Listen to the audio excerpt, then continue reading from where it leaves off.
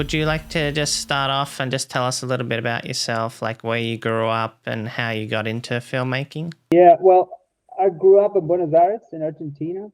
In the late 90s, I started to film school over there, which was pretty good. That was my first encounter with film. I didn't know by then if I wanted to direct or be a DP. I have a background, like a family in cinema in Europe in the 20s, and my great-grandpa was a director, and my grandpa was a DP. Then the Second World War came in and got all destroyed. But but so there is I guess my DNA in cinema comes from there. My father's always also related to commercials and marketing through the client side. So I started film school and I got really into it. I started shooting like little short films here and there. Then I got a window on a company that just released a girl that was taking care of the camera department inside the company. Not rental house, but a production company back then, you know, RE3, SR16s and stuff like that.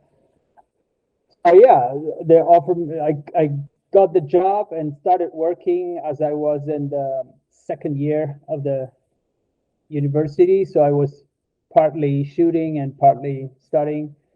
And I did it like that, like for a year and a half. And then I started just working, and I was a camera assistant for about 2 years as a second camera assistant, then 10 years more or less as a camera assistant. It was a huge, in the early 2000s, it was a huge production service hub in Buenos Aires.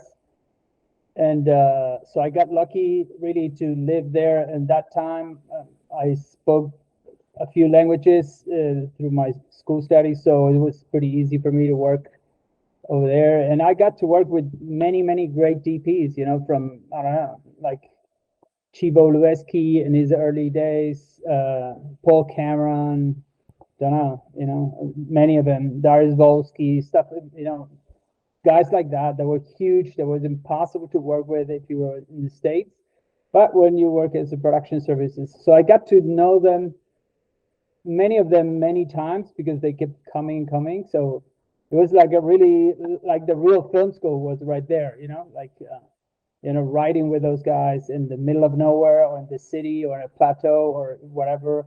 So I got to learn a lot. And then after some good years of that, I started shooting myself, you know, hit little things, you know, music videos, small commercials with my buddies that were growing up.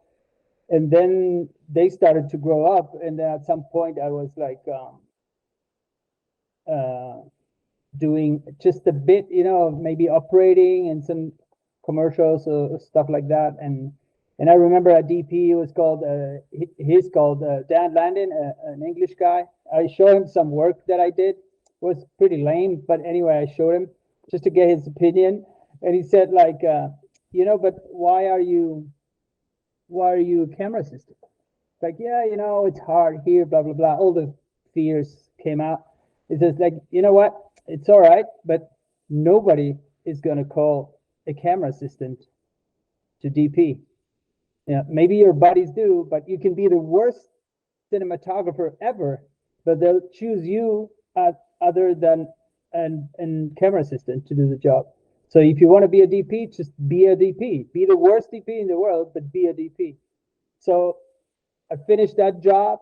I hung on my boots, and I never went back, and I survived. You said you grew up around kind of like filmmakers in terms of your family used to be in the film industry. Did you have any like films that you kind of watched at an early age and thought like that's really inspiring, that you wanted to do it yourself? Yeah, I did not know my grandpa because he died on a scouting when my father was young, you know, on a plane. So I never got cinema through them, you know, but we did have a lot of cinema, like going to cinema was really huge. I remember watching Star Wars when I was a kid on cinema, and it just blew my mind. And it was mostly there. It was mostly Hollywood cinema coming down to Argentina when I was a kid, even when I was a teenager, besides some European, some festival winners or something that came in. But mostly in film school is when I started to acknowledge,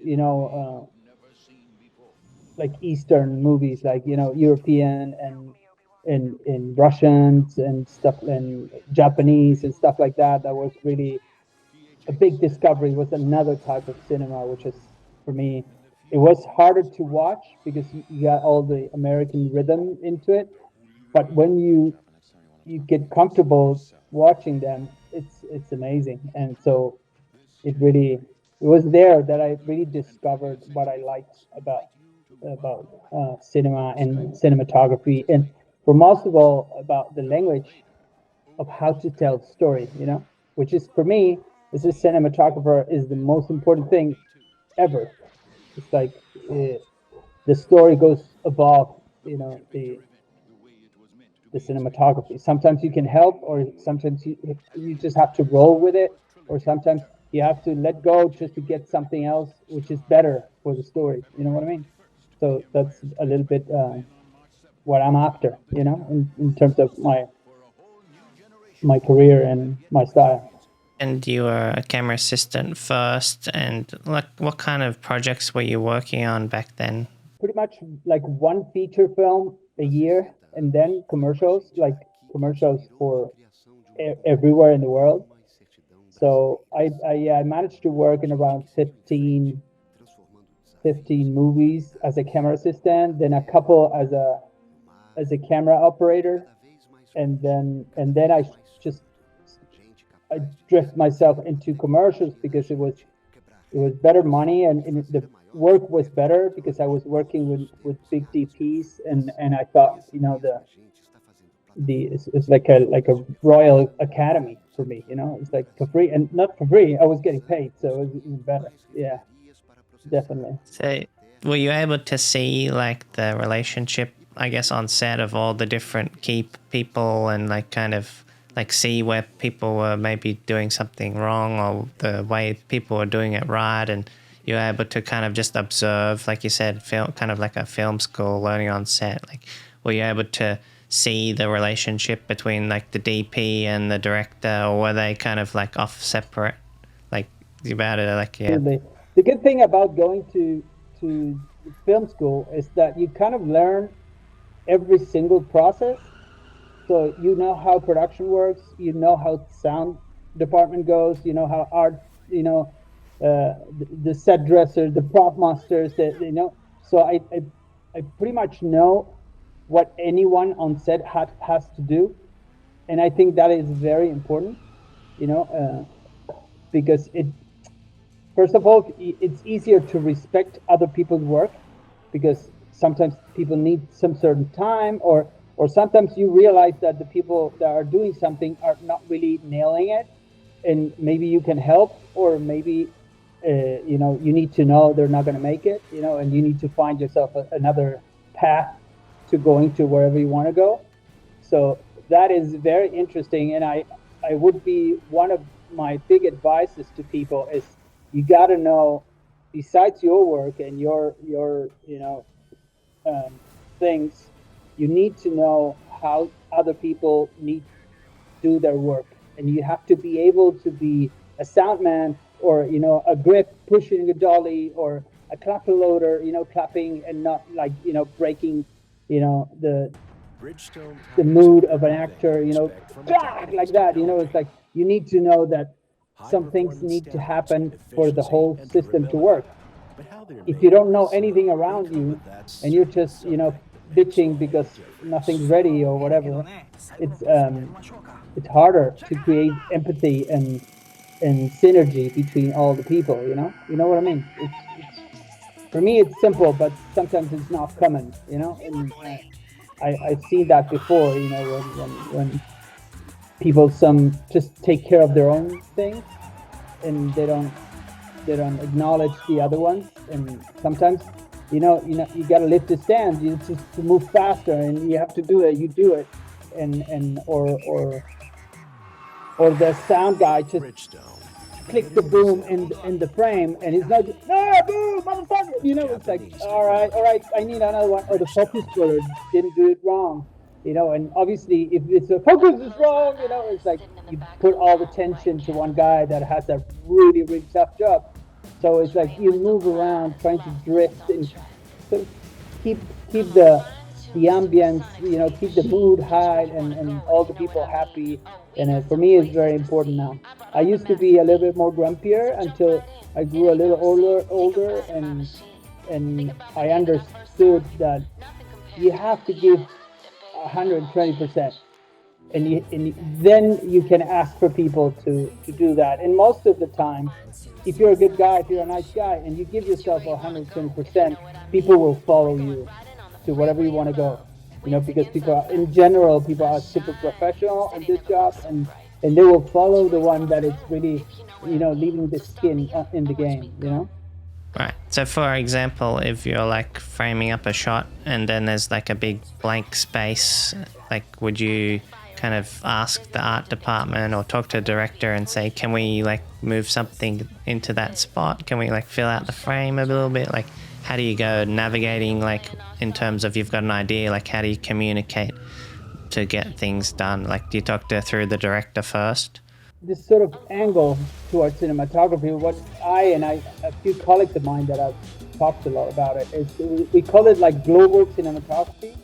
And that means you're not just concerned about the lights or the frame, but you're concerned about everything, So sometimes if we are shooting and you're the director, and I would say, you know what, I think this shot does not cut with that one.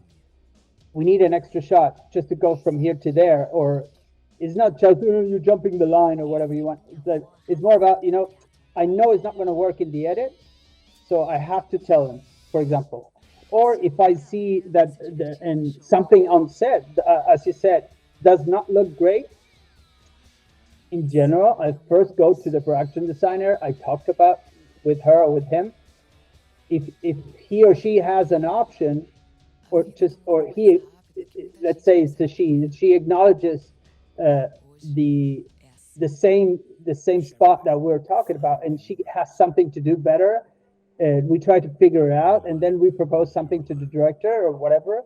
But if you jump out, again, it's like, oh, I think that background looks like shit, and it's like obviously you're burning someone out, and probably it's not in this case hypothetically completely her responsibility, but this is a teamwork, so you need to work it out throughout this. And sometimes I mention something, and in the end, I'm not right, and someone has another point of view, and it's like, yeah, you know what, you're good, let's go, it's fine, or it's not that necessary. That implies half an hour waiting for something, and it's either you have to balance all the time whether you want to do something and lose a lot of time, or do something else and keep rolling and find something new and discover something.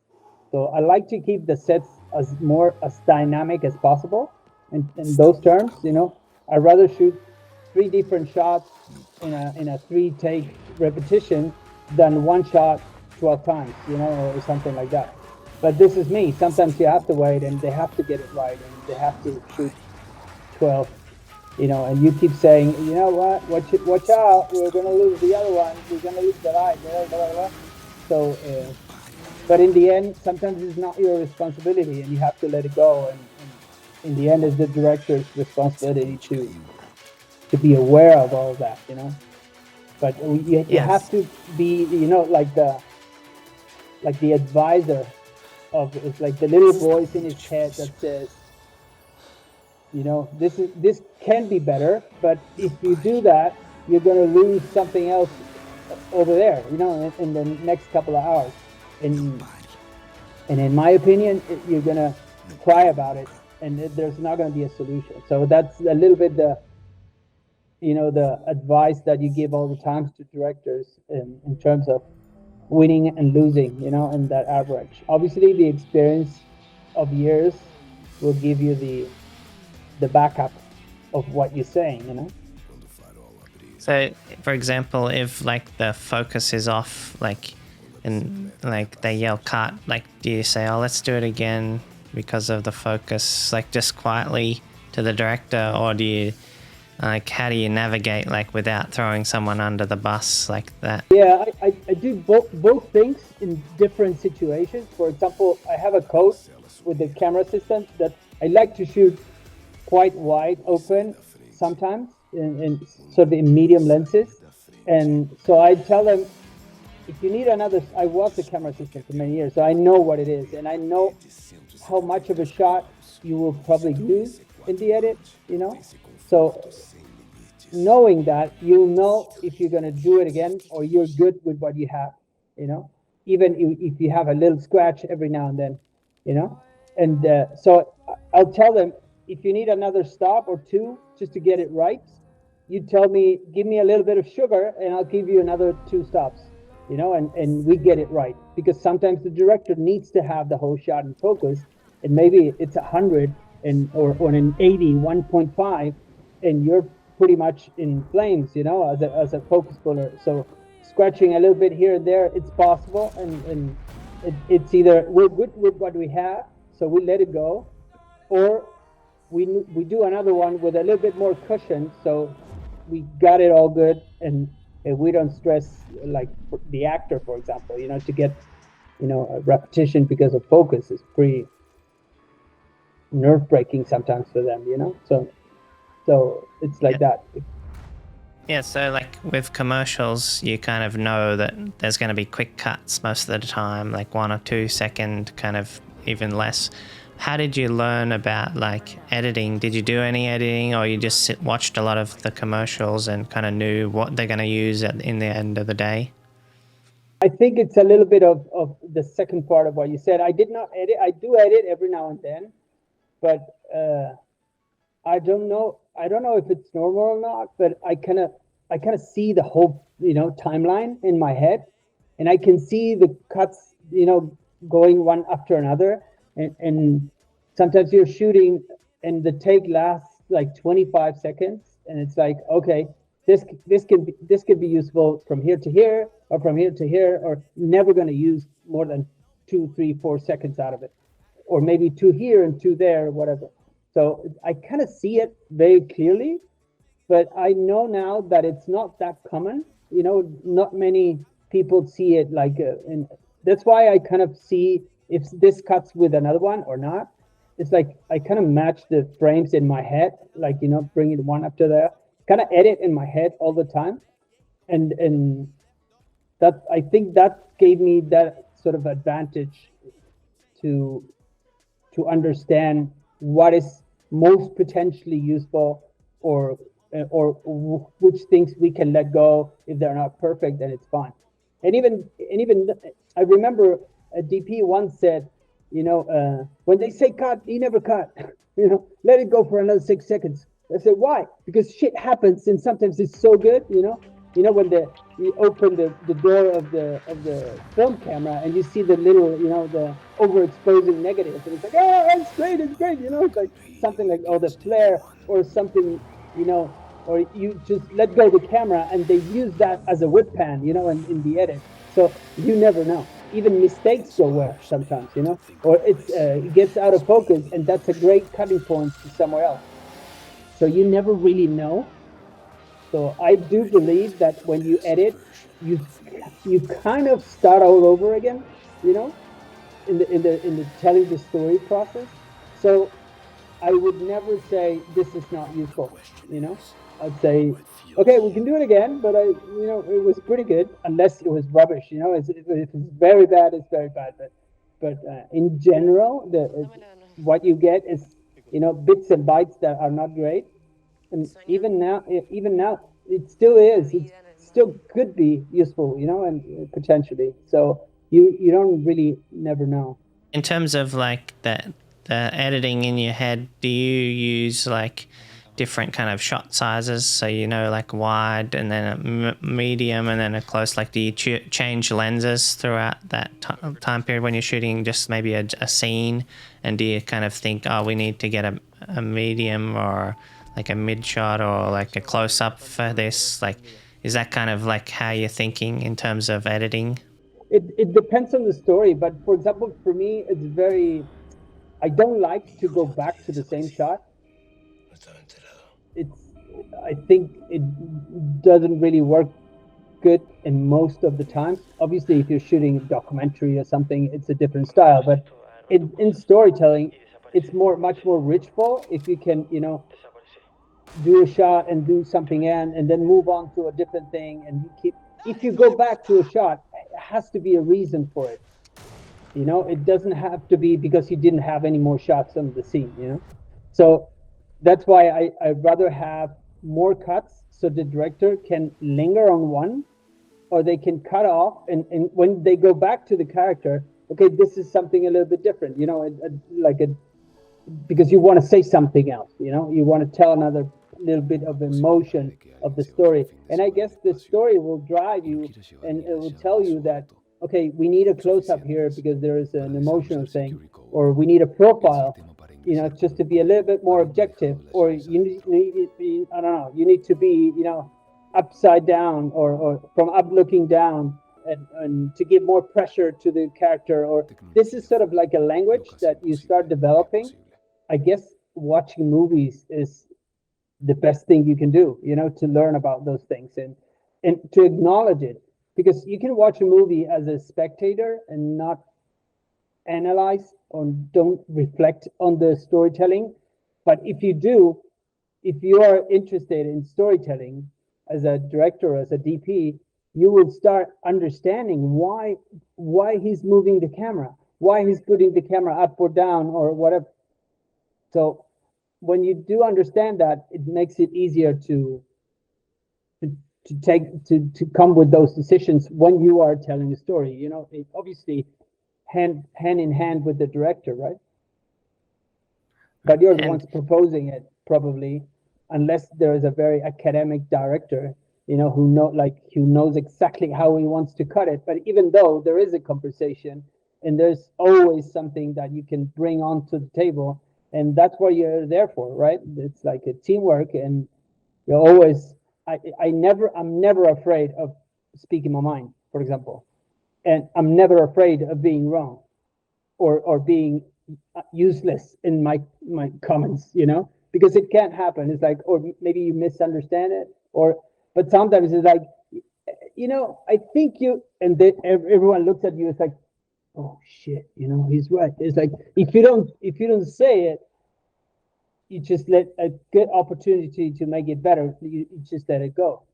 But if you say it, and I'm not afraid of being wrong, and I'm not really the guy that wants the credit for. So, I just rather have, everyone gets their own credits, and that's fine. And it's like, you never speak up like, hey, but you talk to, the director, and, like a secret, hey, maybe we can do this and we can do that. Oh, yeah. So sometimes, the protocols of the cinema industry or the commercial industry even more need for the director to be the one that, drives the bus. And that's what it has to happen. So you need to find your voice on set also as well as possible. Sometimes directors like to be, brought with new ideas, and sometimes directors don't like them, and don't like to lose the persona, and on set, and so you have to find a way to speak up your mind in a different way, and that, I guess, experience will tell you for many years over failing, over stepping in the wrong spot at the wrong time, and learning about it, and try not to trip over with the same stone twice, and you start learning that process, I guess, But never, I would say I would never feel diminished by anyone at all, and so I always feel free to speak my mind, and I think that's very sane in a way, how do you kind of keep emotionally intact in terms of everything isn't really going your way? You're trying to like get this shot done, and maybe they're saying, no, we don't need that. And you're thinking in your head, like, we definitely need that shot for the edit. But they're like dismissing your thoughts and like saying, oh, don't worry about it. Like, how do you keep like from exploding and saying, no, like you said, like you don't want to be yelling out, and then they're moving on and you're like, we got to get these 3 shots and everything's not really going the way you like it. Like, how do you maintain like your calm? I don't. Sometimes it's really frustrating and it's hard to not to snap.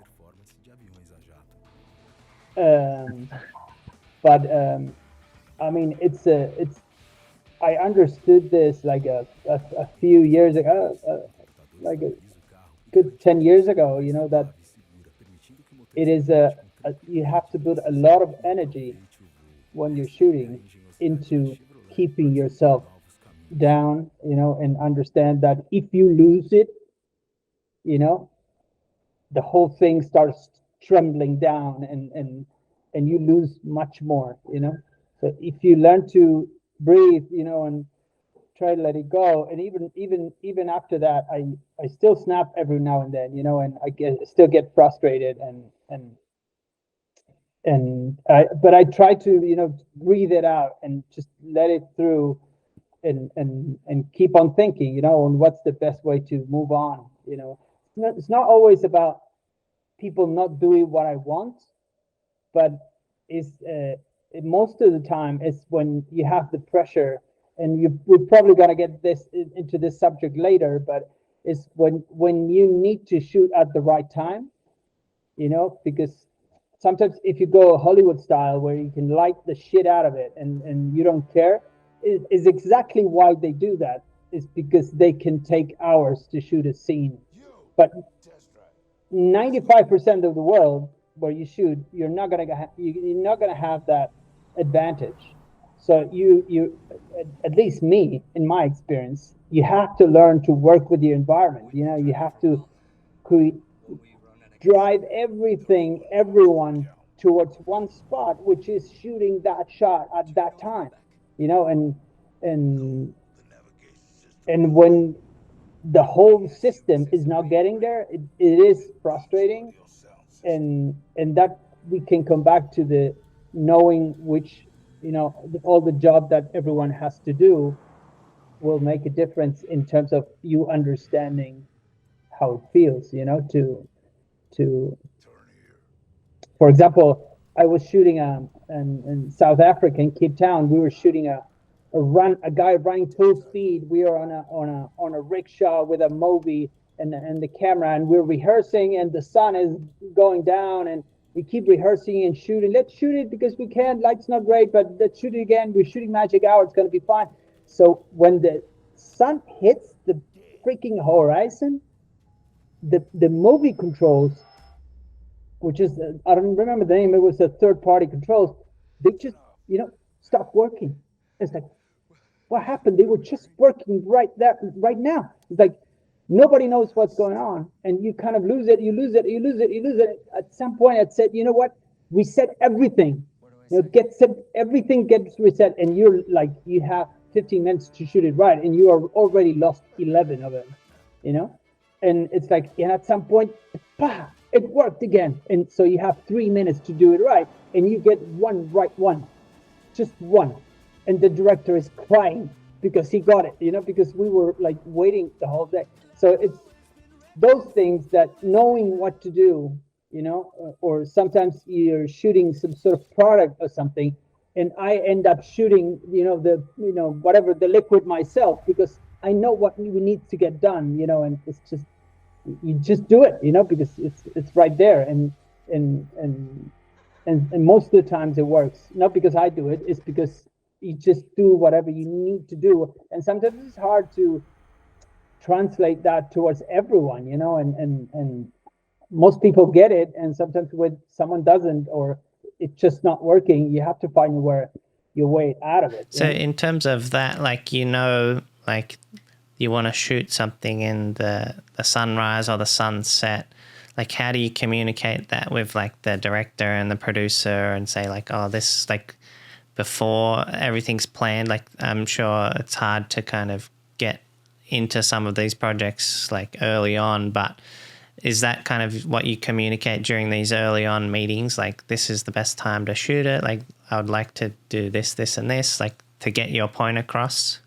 Yeah, absolutely. It's the hardest thing to do in this business, to sell everyone, what you think it's going to be the best way out and visually. It really is like it's a masterclass by itself, knowing how it's like you become like a salesman. You're pitching a thing and you have to convince everyone.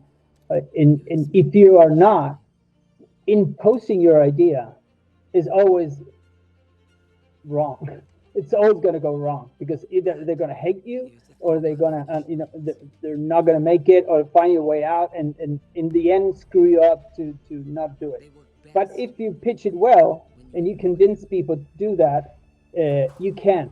It's like, I remember I shot a series many years ago, and we had one of the final scenes. It was a shootout between two kids uphill and two mob guys down the road, and it's like we couldn't find the right hill to shoot it, because obviously we need to shoot like 2.5 days over there. It's like it was almost 32 shots. It's like we couldn't find locations, and then with director we went back to one of the first one that we liked, and when we went back when the sun went the other side of the mountain, so we were in the shade, and it was like we got to the spot. I was like, dude, this is great, look at the light, it's amazing, yeah, this is where we have to go. And I talked to the directors like, yep, you know what, we have 2 hours per day to shoot this. And it's like, and we mapped it out, and it was like almost 32 shots. It's like, and what do we do? It's like, well, we can come here at noon. This was afternoon, right? Like, for example, imagine sunset is at 7. It was at 5 p.m. The sun was already on the other side of the mountain. So it's like, well, I know I can manage like 3 or 4 shots, inside the car, maybe onto one of the guys onto a rock, whatever. So I sold them. We rehearsed for 4 hours, for 3 hours, all the shots. We lock everything down, like marking the spots where the actor is going to be with the camera, with the lenses, with everything. And then we go and do it again without the sun. And he was down to it, because he's a great director and a believer, and he said, we can do it. I think we can do it. So we did it, and it was great. And the final scene was the rim of light that we could have. We have that final, delivery of the actor, with all the scene super rushed out, and it was great. But that you have to pitch that idea of rehearsing everything for 3 hours, not shooting. And when you're not shooting, the producers just go, little, itchy on the skin, and what are we doing? And it's very hard to sell. And when you're shooting car commercials, it's pretty much the same thing. It's like, okay, we can do it. We can go there by night, rehearse all the camera moves that we have to do. And then we start shooting as soon as the light is getting good, and then you have it. And then you have to find your skill to try to match those other little one shots, to match the magic hour lights and stuff like that. But it is a thing by itself, and it's very hard. And then obviously with time you buck it up with your own work. When they see your work and they look at those beautiful scenes, it's like, I want to shoot it like that. Yeah, well, we got to shoot it like this. This is the way we shot it. This is the way we have to be. But yeah, pitching those things is very interesting, and you get to know people and get to understand and develop this sort of skill to angle your pitch towards someone, or in a which way or that way to make it work. And do you kind of show examples of like, this is what it looks like at sunset, and then this is what it looks like during the daytime? Like, which one do you prefer? Like, this is the reason why this is better, or like... When worst comes to the worst, you try to, especially, I always say, if you have a supermodel in front of camera, you can do the worst light of your life, and it's going to look great, because that's why they are supermodels, because they can take anything and they'll look great. Or if you're shooting a Lamborghini, you can shoot it under the sun at noon, and it's always going to be great, because the lines of the car and it's so majestic that it's always going to look great. But if you are shooting a little bit more square car, or a little bit more normal, or not with great lines, then you need to make the light more beautiful, because it's like shooting an older lady, or something like that. You have to, pick it up, your game over there. So that's a little bit my reasoning all the time. It's like, if you're shooting like a super sport BMW and it's going to look great at any time, we can shoot in the desert at noon and it's going to be fine.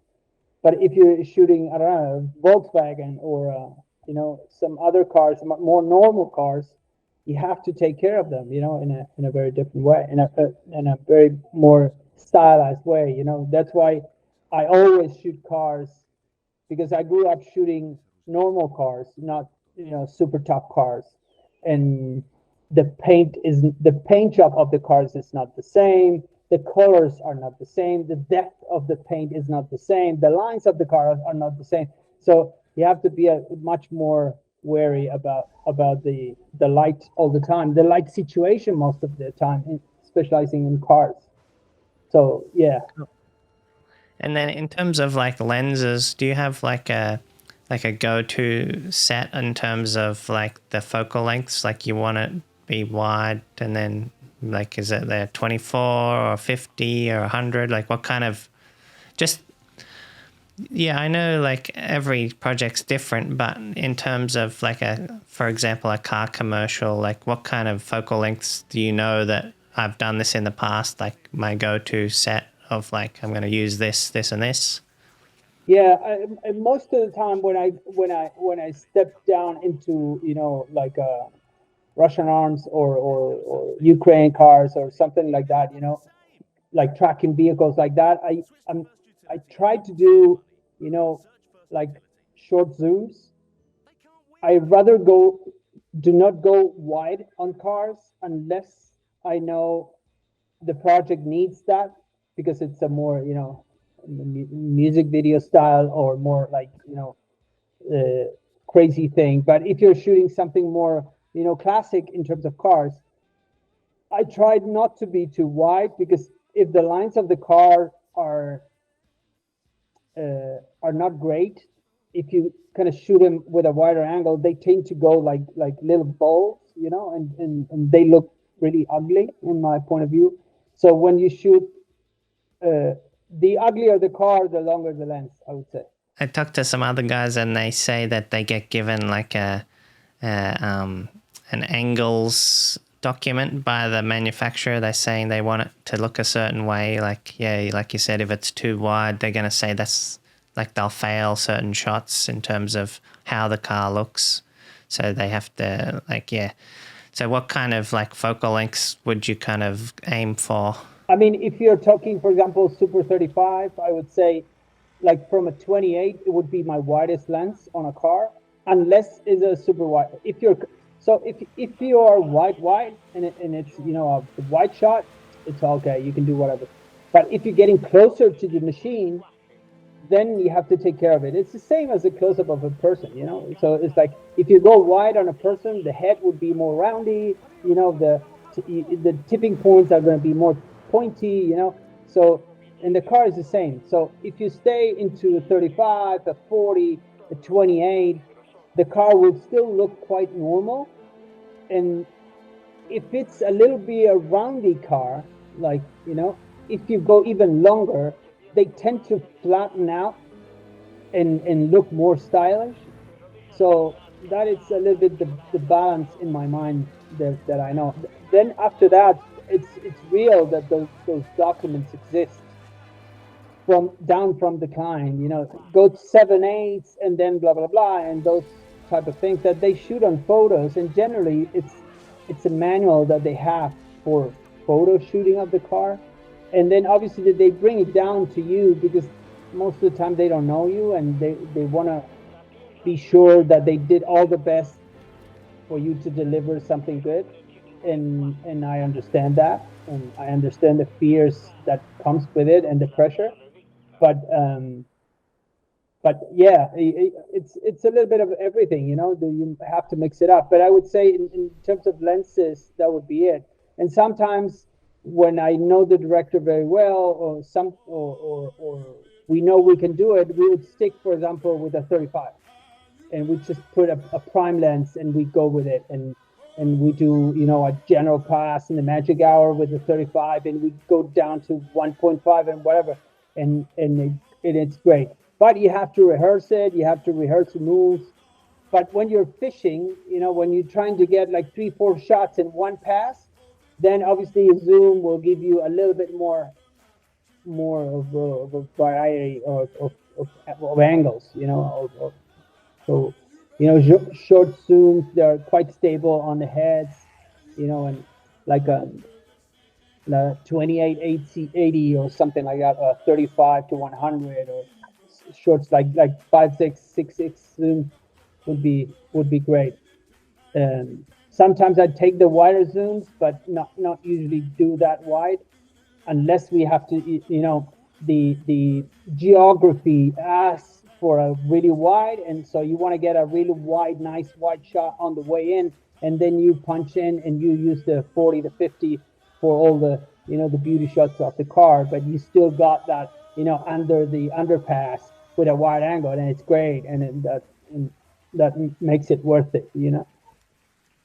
So in terms of like the pre-production, do you get to choose like the camera and then what kind of lenses you have? Like, do you just kind of have them ready just in case you need them?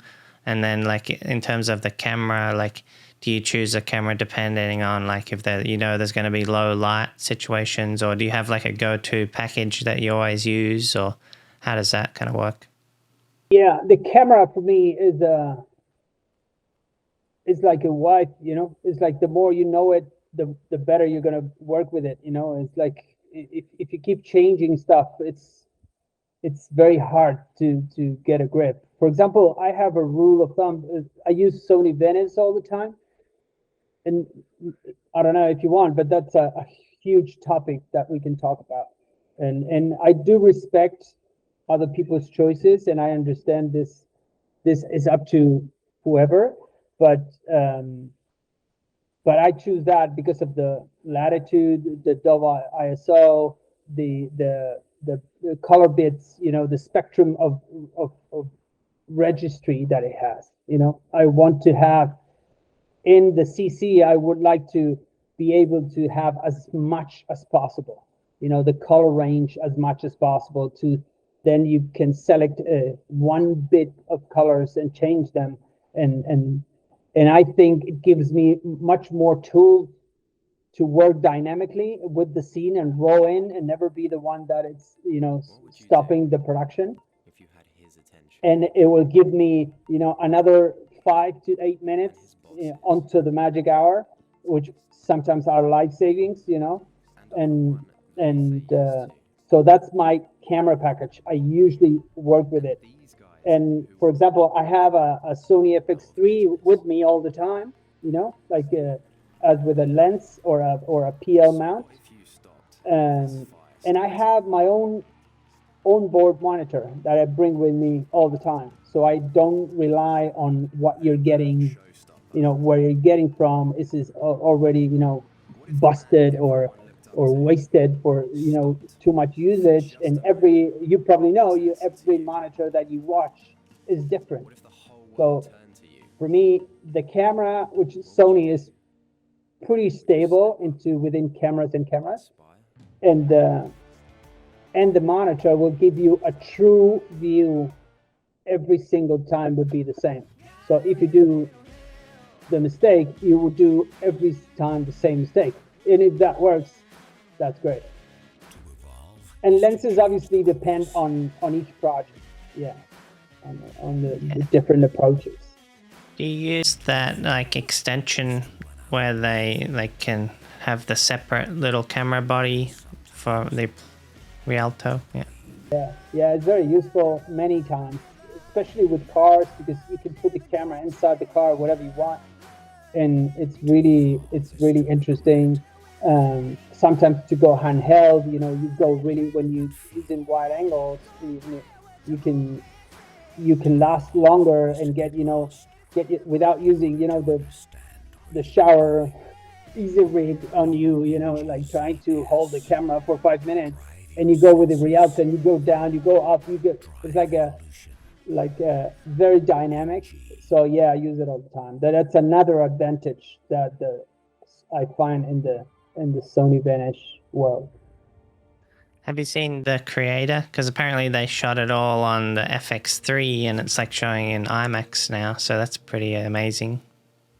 Yeah, man, I do carry my FX3 because of scoutings, and sometimes you go down into a night street and you want to see I want to see how it responds. So you kind of start shooting with your FX3, and the latitude and the color science, it's pretty much the same. So you got like a good 85% of accuracy on what you're gonna get. So you kind of review that, on your computer, on your iPad, down in the hotel, and you say, okay, I'll need some light here and there, or the color I can manage like this and like that. And so there's a lot of pre-production that you can guess. And then sometimes I just did it last commercial. I just bring it out, I put my PL mount, stick a lens, and have it as a second body, maybe to grip the camera somewhere, or to get an extra shot where we don't have the time to do it. And it's like, I just bumped my camera on a sandbag over there, and we got it. And when it's one shot, boom, you have it, and it's for free. And it's great. Yeah. And then most of the time it works. In terms of like filming at night on the FX3, what kind of like picture profile works best? I think it's I have to see it, but it's like, I think it's the Loop 11 or something, that it's like a 709, but I still register on Log 3, the Gamma 3, that it's pretty good. But I'm not usually, I'm the one that shooting all my stuff on a FX3, but I think it could be potentially, depending obviously where you're ending down. But I mostly do it because it's very reliable in terms of pre-production.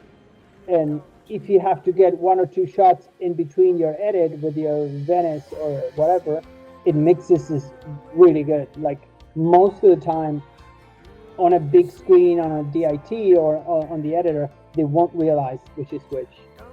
Obviously, if you use the same lenses, right? If you use Sony lenses, not that great of a fan in terms of how, they're pretty hard, and it's a master thing about the focus, but for me, I mean, I don't like the textures that much as I like the camera.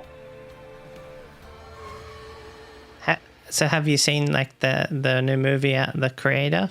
You haven't seen it? No. Yeah, I thought it was great. But yeah, like it's pretty amazing that they're able to get away with using a small camera. But yeah, I've seen pictures. They do use like a big lens and like extra. So the camera looks giant anyway, but they're only using like this tiny little body. The other day we were shooting with a 24-290 optical engineer, and with the FX3, and I was telling the camera guy, let's rig the zoom, not the camera, rig the zoom to the head and the tripod, and not the camera is there at the end of the zoom, So it's like a big zoom like this and a little camera on top of it. It's great, but it works great. It works great, yeah. It's a beautiful tool, that camera. It's amazing. And now they've released the new one. I haven't used it yet, the Burano. That I think it's a little bit of that, but like oversized, and it's an amazing camera to have. It's quite expensive though, but with that, I think you can shoot whatever you want. and I think it's like 30K or something like that. Crazy how good and dependable those cameras can be, even for big productions. It's amazing. Yeah, because like the technology, I guess, moves so fast. Like, how do you kind of keep up with new technology all the time? Are you like reading websites, or like how do you? Time is watching, reviews and some testing, and then testing myself sometimes when I can, and sometimes I try to experience on set if I have that, like my main camera, and I can experience. I'm not afraid of using like GoPros and iPhones for a shoot, and just to get the shot done. Rule number one for me is get the shot done, and then quality is something that I would take care on the main project, but on simple shots that will do, that impossible shot or that great shot that you did, and then you can bring it up just to match the rest of the thing. It's hard to do so, as it was harder like with the Inspire drones, to match with the cameras. Now it's much easier to match them, but they just get the shot done. You're not winding dependable. You're not, the wind dependable, or weather, or starts, drizzling a little bit, and you have to bring the chopper up, bring it up. In the Inspire, you can keep rolling, and you get it done. And at the end of the day, the most important things is to get it done in the right way. But if you cannot do it because of your gear, is really frustrating. It's like, I have many experiences when director wanted to, bring the drone up, with a RE Mini with a, anamorphic lenses, and on the beach, and they lift up, and it's 4 knots of wind, and they have to go down because they cannot control it. So it's like, yeah, let's go with the RE with the anamorphics. It's fine, but let's have an Inspire right there. Because if it doesn't work, I want to do it with the Inspire, and it's going to be great. And that's what I used to do. I mean, if I have the luxury to bring down a big camera with the lenses, it's great. But I always have my Inspire, over there. It happened to me a while ago that we were shooting a lighthouse. So we were scouting, and the producer, he has like the DJI, the smaller one. I think it was the Mavic Pro or something.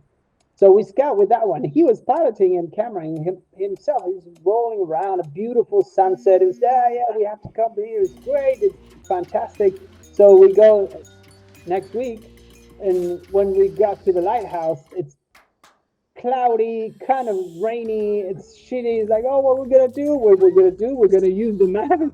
That's what we're gonna do. And they used the Mavic shot, and it was great, and it worked. The other way around was doing a CGI lighthouse and a sky replacement, and a lot of money and time that sometimes they don't have. And you got away with a little Mavic Pro, and then you add a little bit of motion blur, you add a little bit of texture, a little bit of grain, and you grade it. Obviously, you have to shoot it exactly right. There's not like, when you're shooting XOCN or RAW, that you have a lot of room to move over. But this is more like, what you see is what you get. But if you see what you see is great, then it's probably going to be great, and you get the shot done. And this is important. Are you using like the Inspire 3 now that's come out? Have you tried that out yet? Yeah, it's fantastic. Especially, it filled that little hole that Inspire had. That was the low light situations when you were shooting a beautiful sunset and the magic hour, and when you want to shoot the night down, it's pitch black, and it's like, oh my god. And now they solved that, and now I think it's a much wider range of a tool than before. Yeah. It seems like DJI has, really figured out all the especially with the drones, but now they're like transferring it into the cameras. So yeah, I to be honest, for a little camera like this, the DNG file that gives out, it's pretty amazing. You can do a lot down on the color correction with it. you know. And when they took their Hasselblad, when they bought Hasselblad, and they got Hasselblad, I don't know if they're Hasselblad lenses, you know. I think they put the name on top of it, but anyway, the lenses got better, probably because of the know-how or Hasselblad, but lenses got way better, and I think overall they're way better. I was in Thailand like a month ago, and we were shooting some power cables with the 50 mil on Inspire, and it was amazing. It gives you like a totally different point of view as for a drone shot, you know. It's pretty interesting. And the stabilization is incredible, and it flies quite fast as well. I think it's a very powerful tool. The whole drone world is becoming a really, really powerful thing, you know, in terms of the little FPVs, you know, that the ones that they have the helix protections that you get. I was shooting like FPVs like through people shaking hands and going through them, and because of if it bounces you, it just bounces you, and it's a little hit because it's super lightweight, and the helix are not exposed, so if they bump you, it doesn't hurt. And it's like the guy was doing very like maniac shots, and it was pretty intense. It was pretty fresh in a way, you know, something you've never seen before. Or for example, we dropped at one point we dropped those SPV down into the water, you know, and a drone shot that goes underwater, and then you cut and you're underwater, but you actually crush the drone towards water because there are little drones like that, and they had like 4, and we sacrifice them onto the shots. It's crazy, but you can do that now. It was crazy to do before, you know? Or even with GoPros. GoPros are super useful nowadays than 4 years ago or 3 years ago. It's amazing. It's amazing how many power tools we have now to create, you know, different angles and shots than before. It's quite interesting. Yeah. It's kind of like you're saying, like even the iPhone now, it's like they can plug in a hard drive and shoot, I don't know if it's like a ProRes or something, and like running around it, and they filmed like entire commercials with it, and it's like hard to tell. Yeah, because if you think about it, in most percentage of car commercials or sorry, commercials in general, you end up seeing it in a normal TV or in a laptop, iPad, or even your iPhone. So it's hard to see the difference. I don't know if an iPhone you can shoot and it can hold a cinema, you know. I mean, you should test it and see it yourself and see how much of that tiny little lens holds some definitions to go down to a big screen. But if you see it on the iPhone or on a laptop or even a mid-range monitor, it looks great, you know. But you cannot touch it very much, you know. What you see, what you get, it's you have to be ready to understand that you cannot play around much as you do with. And then in terms of, like you're saying, advertising, most people are watching stuff on their phone nowadays. Have you had any experience with, like, they want to shoot stuff vertically? So it's like that. Well, it obviously, I think it's paying more for the clients, the ads that they put on Instagram or TikTok or even YouTube. So they are very aware of framing, being able to build cut downs towards 16:9.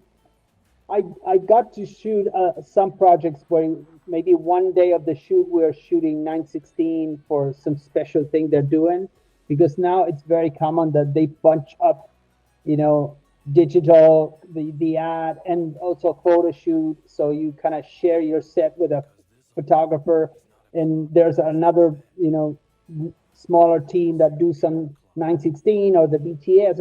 So it's more common to see like a bunch of groups doing stuff, or yourself doing different platforms or different ending platforms, you know. Why I choose Venice, because you can go 6.5K or even 8.3K, and you can say always to the to the client, you're gonna get a 4K in 916. And if we are aware of the frame lines and we take care of what you see, or you can always pan and scan or whatever. So, and sometimes it gets the pressure out of covering that stuff, because they know they can get it from, a 5.4 sensor with a 8K, and it's like, oh yeah, they can do whatever you want. That's another strong point on shooting with big Ks, that you can move around, you can stabilize the shot, you can you can do a lot of things in post-production, and it's very freeing when you're shooting. Small mistakes can be easily undone, that if you're shooting with a camera that the range is lower, you have less response afterwards. Do you have like an app or something that helps you plan? Like, do you use Sunseeker, or like how do you know where the sun's going to be? Yeah, I use Helios. Helios is the best, in just for planning. Double checking, Sunseeker is super precise and it's great. But Helios has this sort of 3D city that you can apply. So it will create a 3D city through Google. So it will show you how the shades are going to be moving onto your street or your location throughout the day. So it's amazing. It's an amazing tool. That guy is a genius. That I used to talk with him to get some back and forth. How do you spell that? Helios. Helios. It comes with Artemis. Artemis, the one for the lenses. So it's the same guy that does both of them, and they're just fantastic tools. I use them all the time.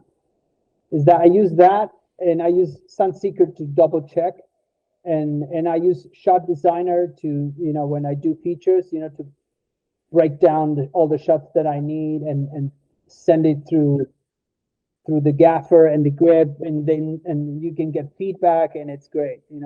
As much as the better you plan, this is just me, but the better I plan for the shoot, the more room to improvise I have, because sometimes when I'm there, I see things that I didn't see before, and because the light is great and the moment is great and the actor is there, and so I want to shoot more and try to get 3 or more shots, but if my light is already right in the right place, and it's preset before I got there, and I just need to quickly adjust and I can go, I have an extra hour to shoot more stuff. And so that's my thinking process in general.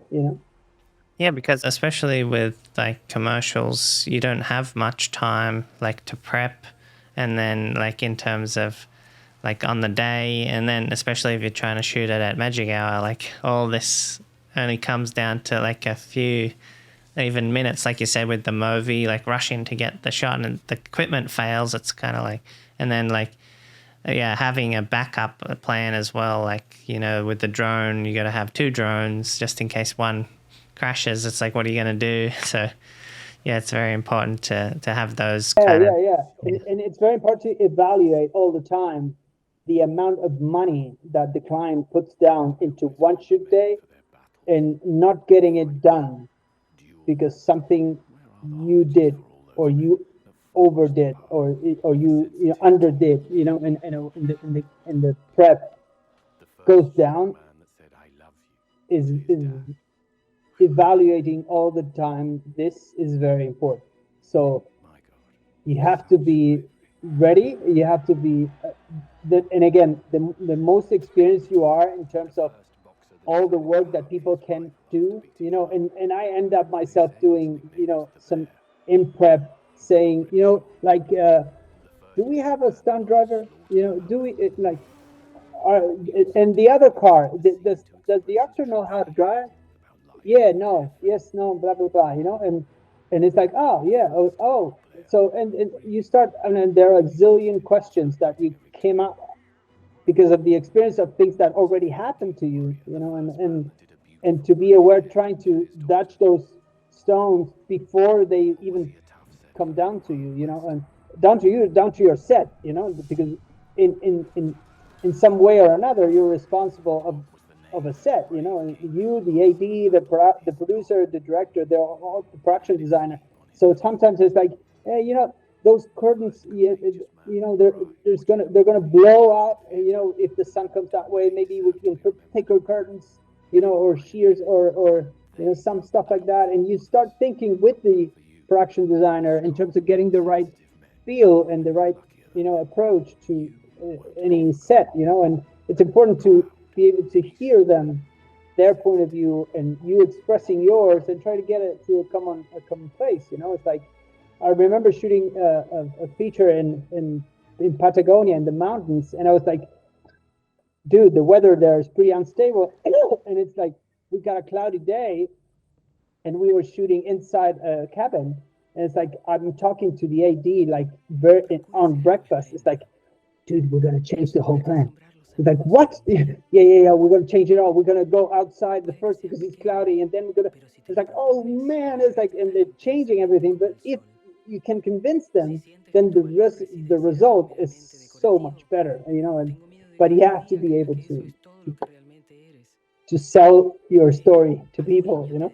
And then of course you have to deliver, because if you do that shit and then your product is you don't get that product right, then you know your mileage is going to be really short, because it's like, this is an asshole that fucks up everyone's lives, you know. And then the product is not great. But if people like what you do afterwards, and then you get some sort of the sum of trust, and people just call you because they trust you're going to solve many problems and get with a nice product in the end.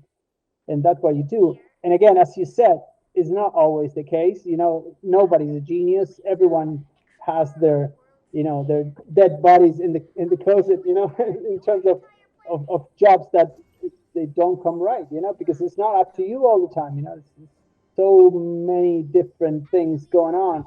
Sometimes the story is shit, or location is not great, or the time that or whatever, you know. Yeah, so many, you know. You still learn, you know. You're still better than before, even if you fail. So not being afraid of failing is the first thing you need to learn, you know. Yeah, it's like you're saying, like all budgets aren't like unlimited, so it's good to have like a backup of, you know, enough resources. But sometimes you don't have all that access. So, for example, like you're saying, dealing with when things maybe went wrong, you can use that experience, whether it's like you have enough memory cards to cover the day, into like you don't want to run out of like and having to capture them while you're still shooting, and like that's a nightmare. Or like in terms of power, you don't have anywhere to plug in, so maybe bring like battery power, like trying to be like independent and resourceful with what you have, like be prepared. But yeah, it's nothing worse than showing up to a shoot and it's your fault for something because you forgot a cable, or you didn't have the right equipment, or something failed and you didn't have a backup. So yeah, you learn from those mistakes early on.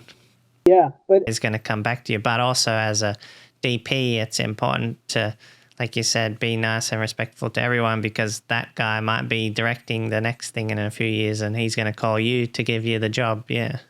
there's a saying that says, treat well the people on your way up, because it's that people that are going to hold you on your way down. And believe me, everyone goes down.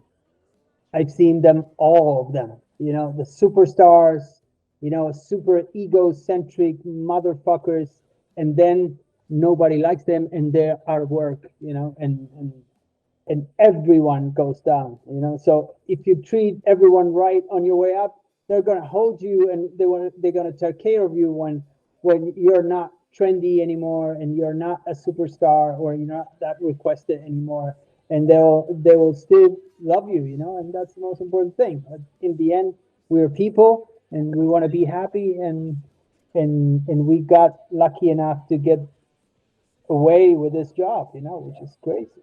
It's like we always say on set, you know, this is much better than working, you know. Whatever we're doing, it's better than work. Worse would be working, you know, on anywhere else. I don't even know how I would do that. But so we are very lucky, and if you can get away in this business, it's amazing because it's very good. You've had an amazing career, like starting off and working throughout. I'm sure you've seen a lot of stuff, but what is like your goals for the future? Like, what do you want to accomplish? The most important thing that I want to do now, it's projects that I am excited about. Doesn't have to be big, it doesn't have to be small, or it doesn't be, I don't care. It's just things that get me moving, and I don't know if it's a super low budget movie, but the script is good and director is good, it's enough, and I go to battle with that, and I'm okay and I'm happy doing that, and if it's a super big budget commercial and you can do something really nice like the Kia job or something, and even the director is a the good old friend of yours, it's even better, and in the end, obviously, you want to keep working and keep your level high, but it's not really up to you. It's like if you're lucky enough to people love what you do, or some people like what you do,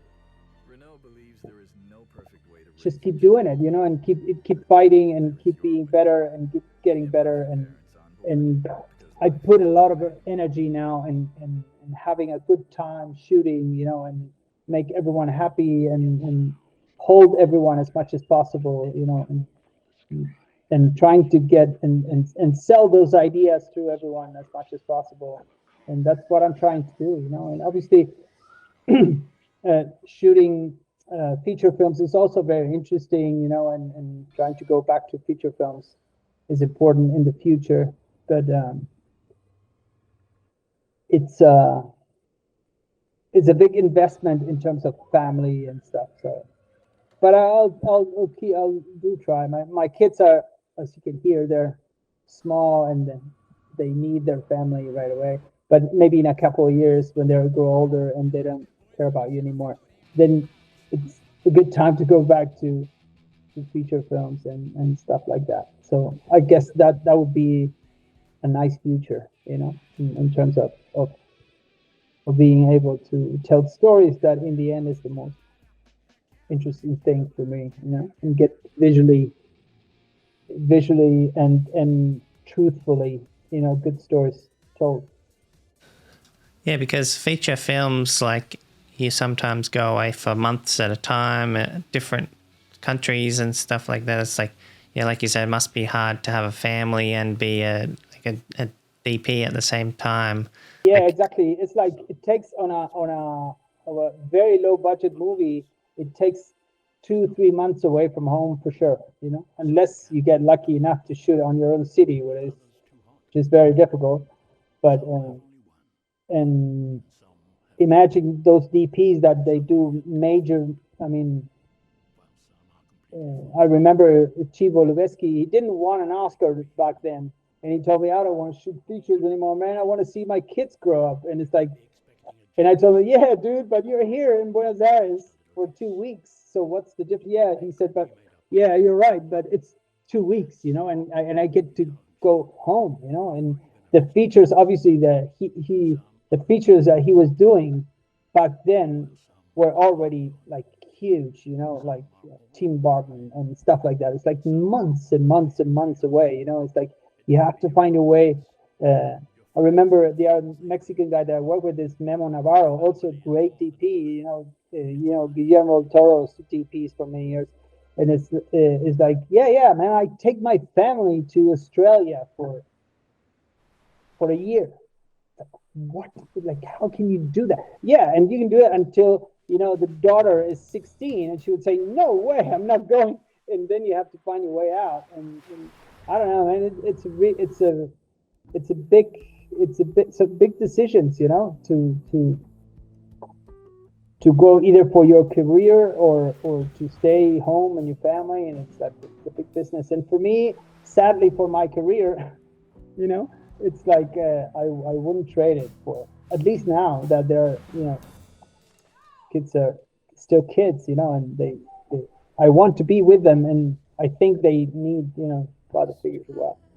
So it's big decisions. I'm lucky my wife supports me, and she's like my partner in crime, but it's not even that, and it's not even about support. It's about you doing what you think it's good or not, you know?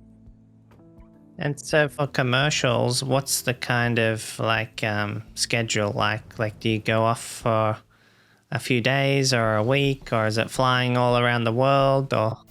Yeah, it's all around the world, and sometimes you get back-to-back stuff. So average is like 8 to 12 days for at least the work that I generally do.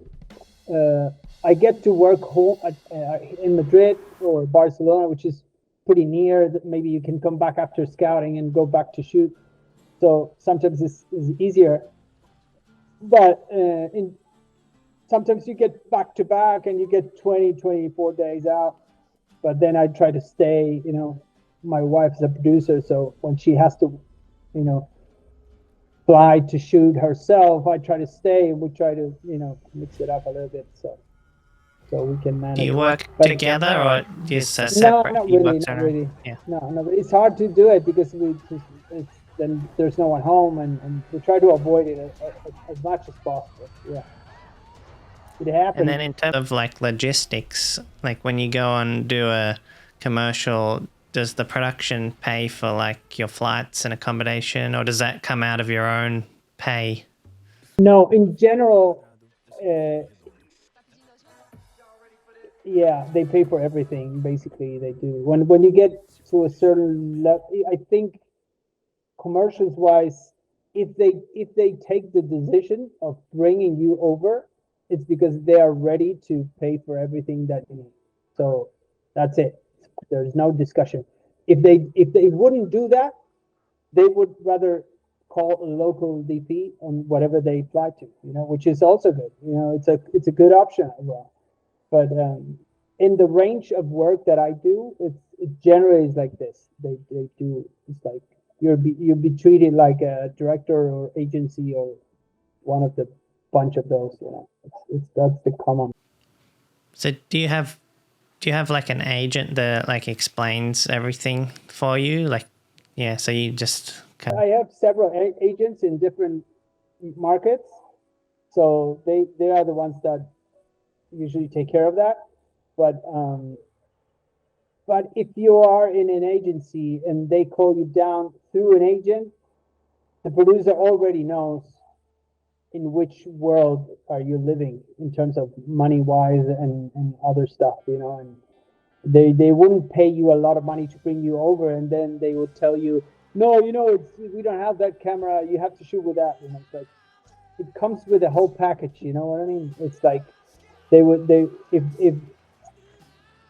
if you're shooting solo, maybe it's different, but if you're shooting in this sort of productions, they usually take care of everything, and they know already they can do that, and that's why they call you. You know, it's like this is where at that point it's like already written. You know, it's like they don't have to say, or you don't have to say anything to address that. And was that built up over time? Like, you've kind of added to your list of requirements, like I need a gaffer, or I need this truck with all this equipment, or I need... Because if you turn up and you're like, can we get like this big bounce board, and they're like, we don't have that, you're like, how am I meant to do my job? Like, you need the tools to do what you need to do. Yeah. You need, I mean, when you start shooting everywhere in the world, you need to develop this sort of, you know, way to accommodate yourself with different techniques and different ways to work. And so the psychological process is very important. You know, how to work with local people that they know the work, but they know their own way of working, and they do their best to make you happy. That's for sure, you know. But there are some things maybe they never done before. There are some things they do in a different way, and truly there's no right way. You know, so if you're open to ideas, and oh, we don't have that light, but I generally do it like this, and then you think about it, it's like, yeah, okay, let's try it like that, and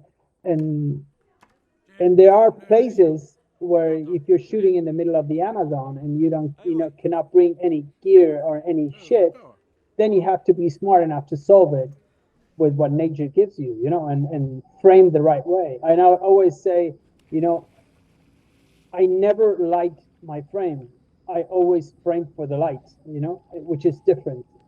If you're thinking of what's the available light or how can I light a scene, without having to light every single frame. Every time I move the camera, I have to move the lights. It's crazy, So I rather light the scene and then find my angles to make that light work as better as it can throughout the scene. And maybe if I have to adjust a little bit here and there, it's okay. But obviously, if you're shooting with Martin Scorsese and you're shooting 4 shots a day, you probably can do the other way.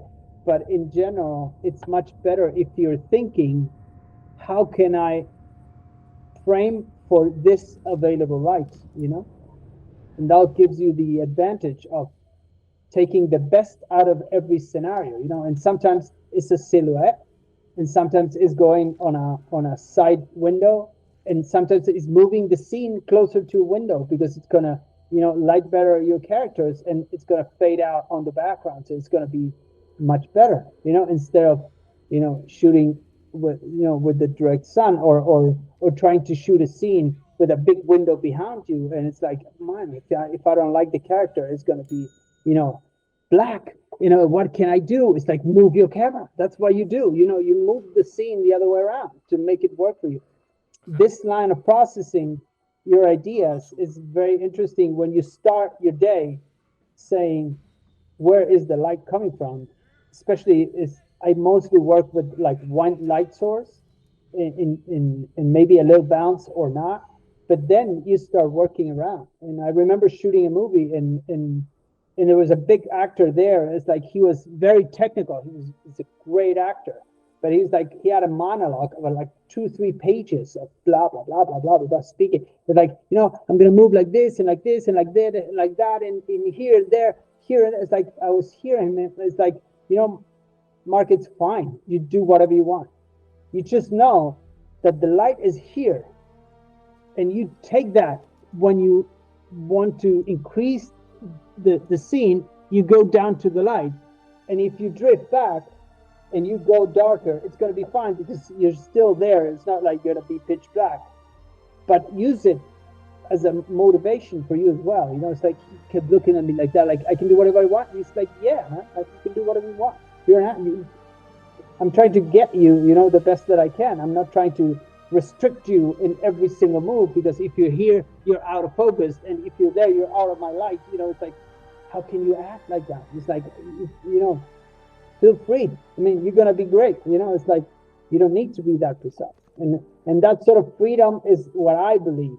Because you get more, organic performances out of everywhere, and you end up discovering crazy things. Even when they go back there and it was dark, and it's like, is it too dark? And then when you see the footage, it's like, oh, it's great. It's like such much more powerful. When it goes down into the shit, like, oh wow. And it's like, again, don't feel, don't worry about failing, because it's not really failing. There's no failing. It's like just getting something different and pushing your boundaries in general, and not being afraid of risking that is what, again, pushes your boundaries out, and then you're braver next time to do something like that, because, it, even if you were afraid of it, it worked, and it came out all right. So it gives you more confidence, and confidence is important. Yeah, I think Roger Deakins does that. He'll light the scene and just like kind of leave it and then work within that. Yeah, but the same thing about like working with actors, like you don't want to upset them by saying, no, stop you can't move an inch back or forth. Like that's kind of like your ego getting in the way of like, I need everything to be perfect how I want it. But it's like you got to let it be organic and see where it can go from there. Yeah, listen, it's styles, huh? I still think there are many DPs, cinematographers, that they work in a very perfectionist way, and they are great and they get great stuff done. It's not me, I'd rather, for me, for example, when I do fiction, the actor is the most important thing of all. He or she, they have to feel free into their characters. If you start restricting them, obviously many of them are prepared for that, for that restriction. But getting that momentum and then, being restricted towards a mark because they're going to be out of focus, or they're going to be out of the light, or the move, it's going to be, I don't know. I'd rather not do that to them, because they're put their freaking faces in front of a camera and they perform and everyone sees them. Nobody sees your face when they're watching a movie, you know what I mean? They're like exposed like 100 times more. So taking care of them as much as I can is what I try to do.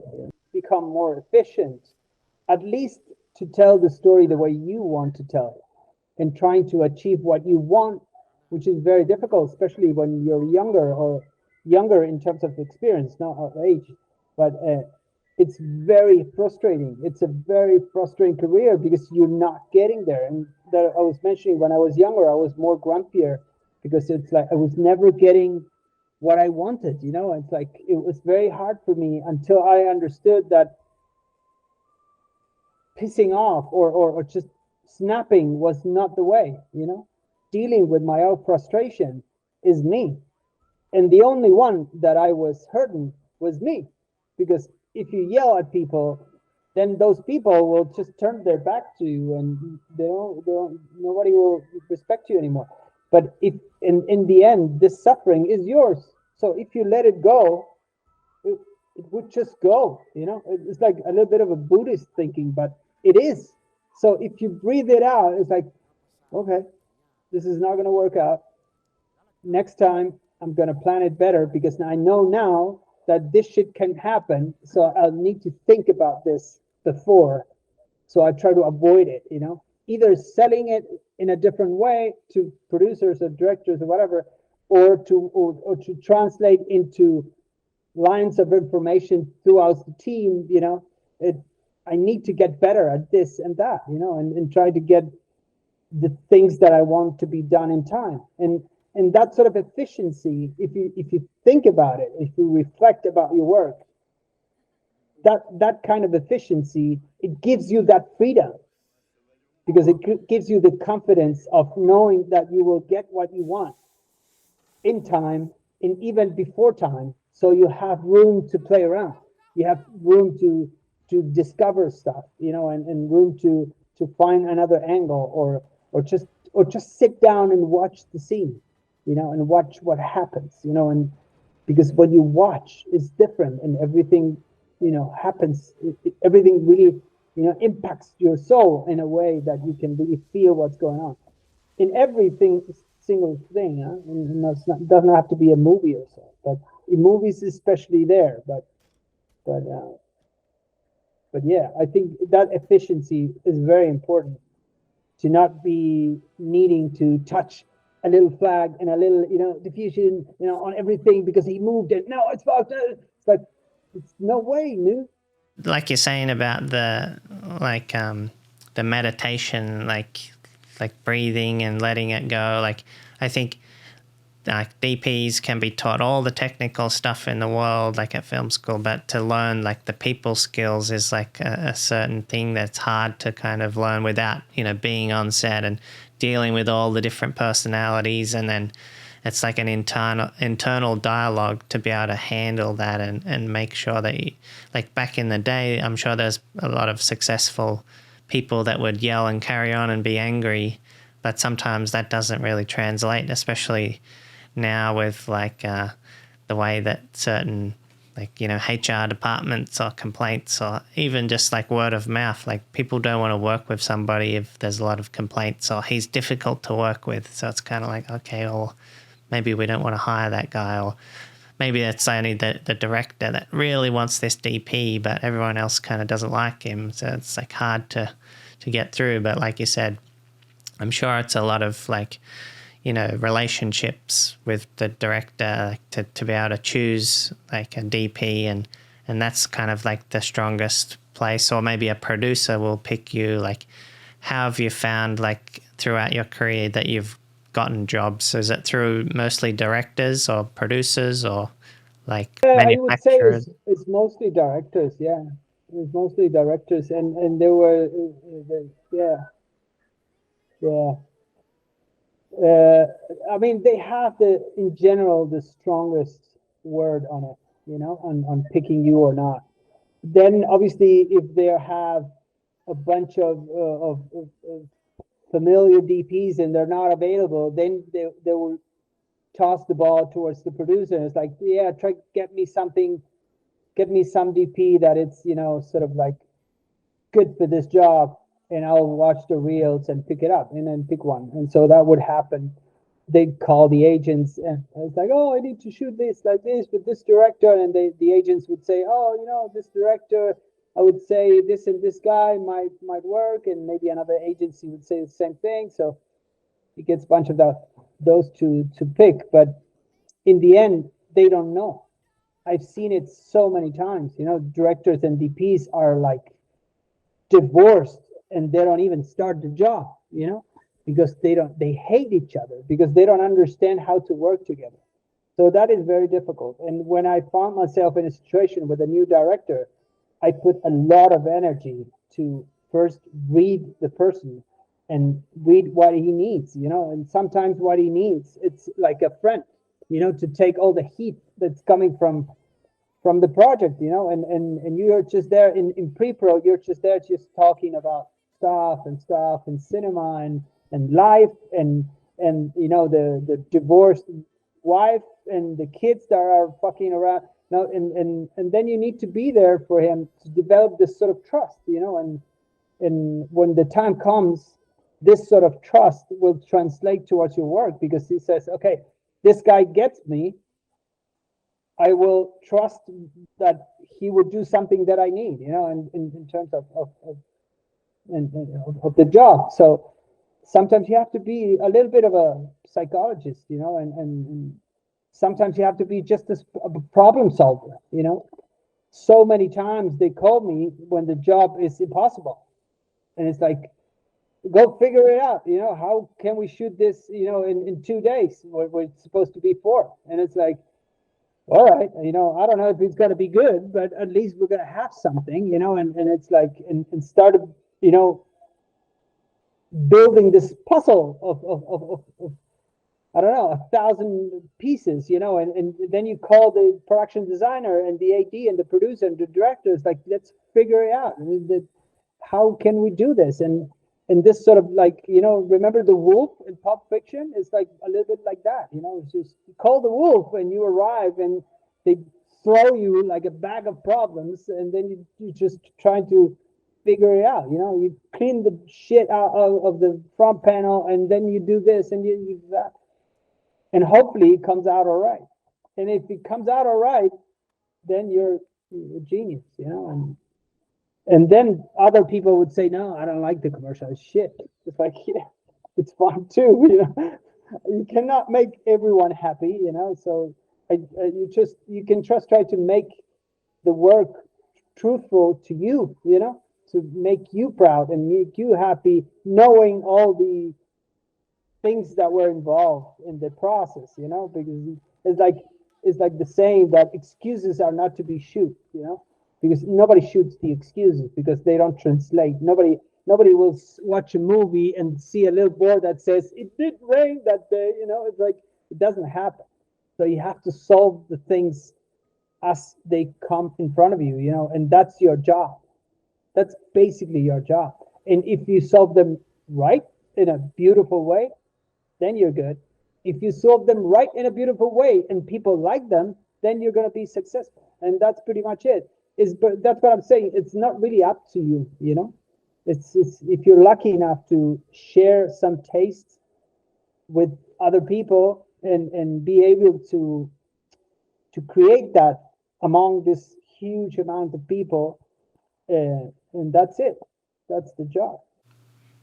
Yeah, and like you said, like there's a lot of personal stories between like the director or the producer, or like there's a lot of people that you don't really know their full story. Like you said, they might be divorced, or they might have issues at home, they might have like a drinking problem, whatever it is. Like you don't know until you're kind of there, and you have to like navigate those kind of issues, because if you say one certain thing, that might, like their insecurity might overtake, and they might not be emotionally as intact as you, and everything can kind of blow out of control, and like you'll find yourself like stuck in the middle because you said something that's maybe not sensitive enough. So I think, you know, through your career, you've probably experienced those downfalls and where to kind of tread lightly, where you can push, where you can like hold back, and try to just, navigate those little things throughout.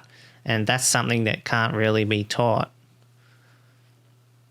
Yeah, exactly. You just nail it for me. It's like that. It's like, that's why I myself need to put a lot of energy on the human side of the job, you know, on be sensitive enough to, because if you develop your sensitivity towards life and towards things that happen, you see those type of things that you were just mentioning, you know, you can feel them, and you can feel that you need to be there. And sometimes the production needs you to be somewhere, and some productions need you to be somewhere else, you know, and then I think if you're honest and you're good-hearted, you can say whatever it's up on your mind to anyone, and they will hear you out. And then they might say you're right or you're not, you know. I remember I shot many years ago a Nissan commercial, truck, and there were 6 stories in I don't know, it was like 4 days of shoot in the middle of the mountains and the cities and towns and stuff like that. And it's like we're not going to be able to make every story look good. And in 1 minute and a half, I'm talking with the director, right? It's like you're probably not going to be able to squeeze all the stories in a way that you can tell each one of them, right? You know, so let's do this between me and you. Let's pick 4 of them, and let's put them in the right spots, and the shitty spots of the day, or let's put the other 2 that you and me, you know that they're not going to be in the cut, you know. So it's like, okay, we took that decision, you know, between him and me, you know. It's like, okay, where's the blah blah blah, like this. And at some point of the 4 day, you know, we were talking, we're dining with the agency guys, and at some point we said it, you know what, it's going to happen like this, you know, you're going to end up shooting this and this, because they're much better situation light-wise and location-wise than the others, you know, and they're so different that you're not going to use them. And the agency guy, remember, I knew him for a long time. He said, you know, you're probably right, you know. But the director had to present his cut first, and they totally bought it, and nobody remembered about those other 2 stories. Nobody cared, because the thing that we shot was so good and so great and so dynamic, and everything that the client wanted for the spot, that he didn't care about the other 2 stories. Not even remember the client, you know. And those type of decisions of, you know, how to play it out, and knowing that it might come out the right way, you know. Obviously the other 2, they were not shit, but in comparison to the ones that were in the great spots with the great light and everything was fine, contrast-wise, they were so different that they just, you know, they dropped them and it was fine. And sometimes it's a little bit of a thing, you know, the clients or agencies, they try to do too much instead of developing something and do something better.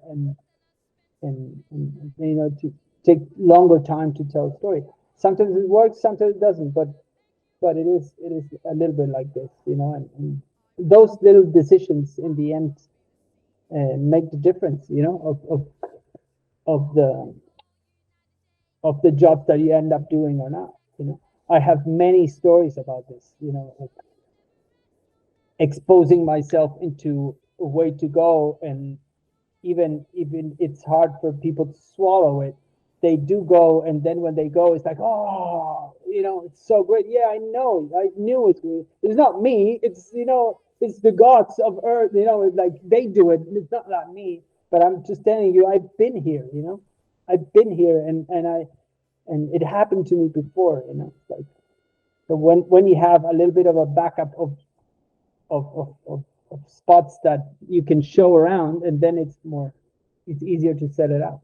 It's important to have a plan and know what everyone needs to do, but you got to leave room to improvise. You got to leave room for things to just happen organically, and that's why they kind of choose people like you to come in and bring a new spin to it and do a different look, things maybe they didn't think about. Like all these different professionals, once they all come together, they create something that cannot be planned, you know, cannot be storyboarded shot for shot.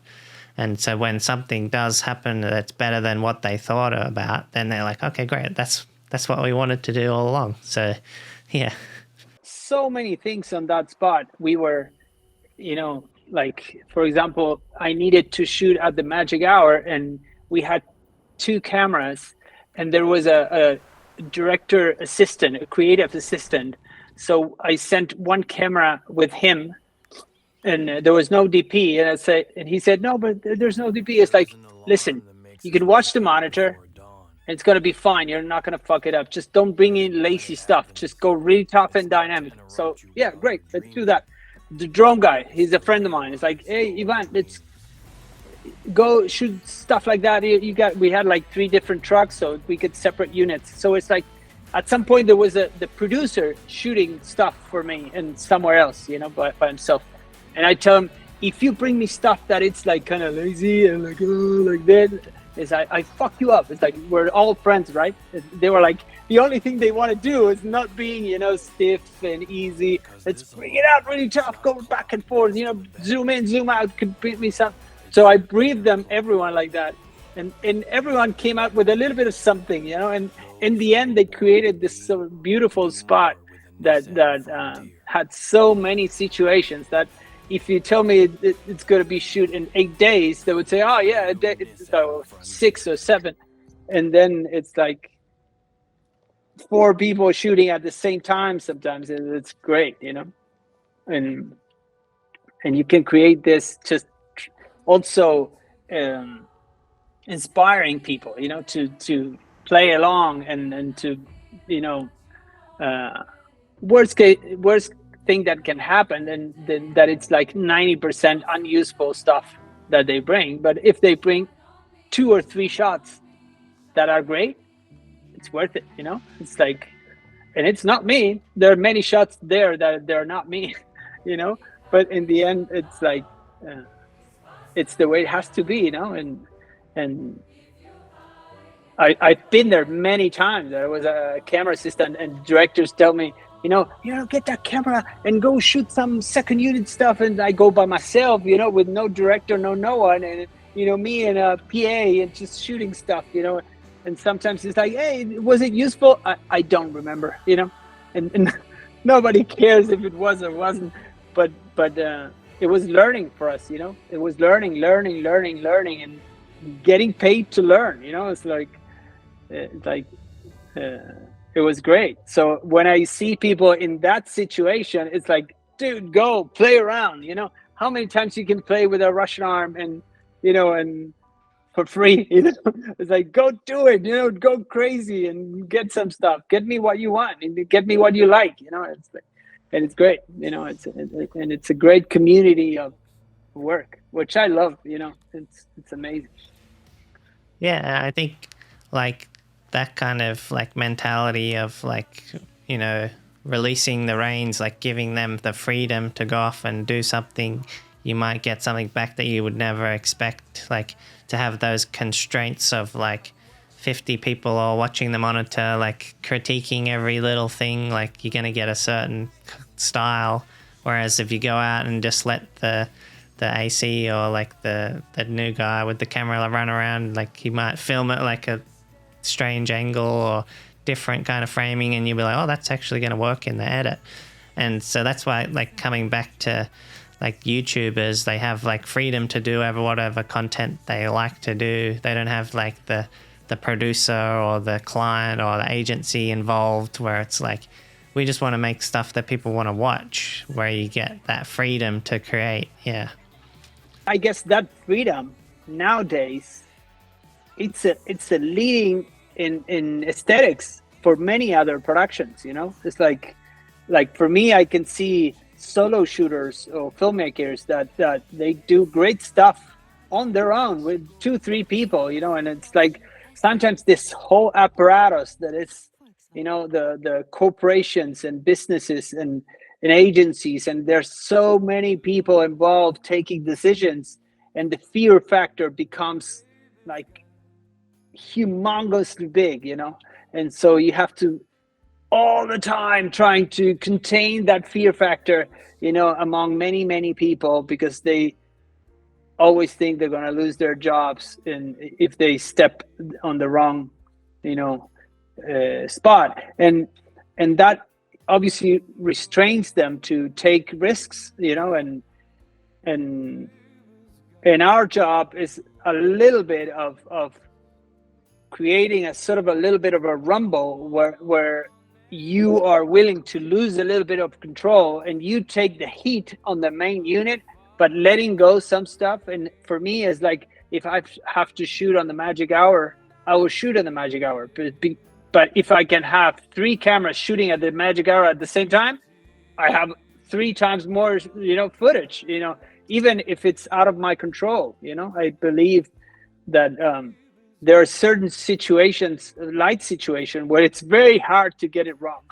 It's very hard to get it wrong. So if you're like in a perfect light situation, many people can shoot, you know, great stuff, you know. And it's the more stuff you have, the more freedom the director or the agency have afterwards to create, you know, a nice, you know, piece of X seconds, you know, like what they need, you know. So being able to lose control, it's part of the job, you know. If you develops this sort of freak control situation, what you think you're the only one that it's capable to do the stuff that it needs to be done, I think if you're a genius, which is, it can be, you know, there are geniuses that do this, but there are very few. There are very, very few. And most of the other people that think they're geniuses, they end up, you know, burning all their bridges, you know, because of this, you know. So being able to lose it and be more organic and dynamic, and also use your experience just to brief them, you know, to watch out with this, you know, watch out with that. You kind of like a coach on a team, you know, that you're trying to, you know, tell people what to do, and if they come up with an idea, just to be able to listen and acknowledge and use it or not, you know, depends on the situation. And then what about like this Toyota commercial with like the CGI robots and everything? Is that kind of like the highest end of like budgets in terms of a car commercial with like the aliens, ships, and Yeah. It was pretty big, and it was a Japanese director. It was very, very good. And I remember, there was a lot of planning, and there was a lot of trusting of what other people would do, you know, and in terms of how it would end. But we were, especially with Japanese, they're pretty conservative in terms of they think about everything, you know. But this guy, he was very nice, you know. He was very, very nice in terms of letting me, you know, give some input to it, and and we had some scenes that were not that great, but others that were great, you know, and he developed this sort of look afterwards, you know, with this sort of story of Japanese tradition, you know, and put it all, mix it all up into the spot that it was great, you know, and end up really nice and really fresh. And it has, I don't know, it's like 8 years ago and it's still fresh, you know, you can still see it and it's still there, you know. And I think in the end, this is what I long to be, you know. It's like to be able to look back to my reel and say, oh, I can still enjoy this one, you know, or people can, you know. And it's kind of timeless, you know. And I think when you got a timeless piece is because everything went all right, you know, and everything, you touch everyone's soul a little bit, you know, and it's either one thing or the other, but in the end, it makes you laugh or it makes you emotional, or, you know, and I enjoy those two, you know. I at some point in my career, I started doing too many cars, and you become start doing everything the same all the time. So I tried to drift myself onto more fictional stories and storytelling, and even in commercials, and it went all right. Now I have a more like a variety of stuff, you know, and it's interesting, you know. And I just shot a music video on iPhone on 916, the whole thing on iPhone 916. It was like, oh, it's crazy, it's so tough, you know, because it's like, and the director wanted like a very realistic approach of people shooting themselves, you know, with the, like FaceTime, and this kid's living the whole process on media, you know, like Instagram or TikTok or whatever. So it's really hard to abandon all your cinematic look and just trying to do something really raw and pure and realistic, because this is what they wanted, you know. And stepping out of your comfort zone, it's also important every now and then, you know. Do something that you're not good at, you know.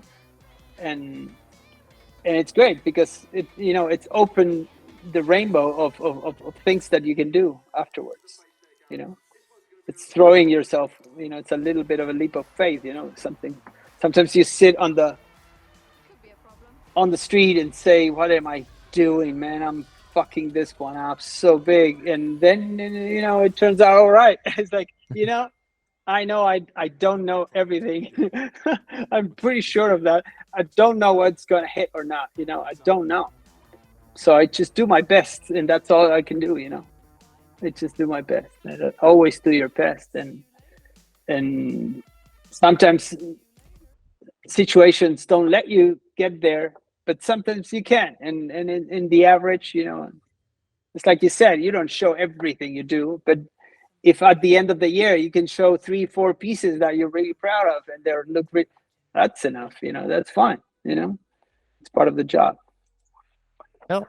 Well, thanks so much, Carlos, for joining us.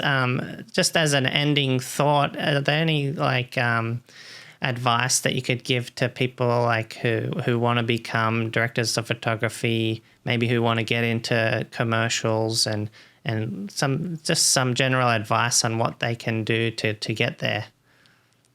Yeah, I would say now that it's very difficult to get in, but younger people are very lucky to have technology available to do stuff. You know, you can do stuff even with your phone, you know. And so I would say that the thing you would have to do is to do stuff and shoot stuff, you know, and shoot stuff. Even if you have to produce it with your friends or your buddies, do that. I would say trying to get into the commercial world, I would say music videos is a good path, you know, because usually there's not a lot of money. There's a wide range of it. Obviously, Beyonce has a lot of money, but the rest of the world doesn't. So it's a good way to, maybe you work for free. I still do music videos for free every now and then, you know. And if you like the director, it gives you the platform to do stuff with no pressure and no restrictions, and express yourself truthfully. And if you get lucky and you can do something beautiful, probably you can show it to many people, and the better the artist that you're shooting, the more exposure you have. So I think today is the way to get in, you know, to do that. If you can shoot short films as well, you know, there's a range of festivals now, and now much more than before, of short films to, if you want to get into more of storytelling. But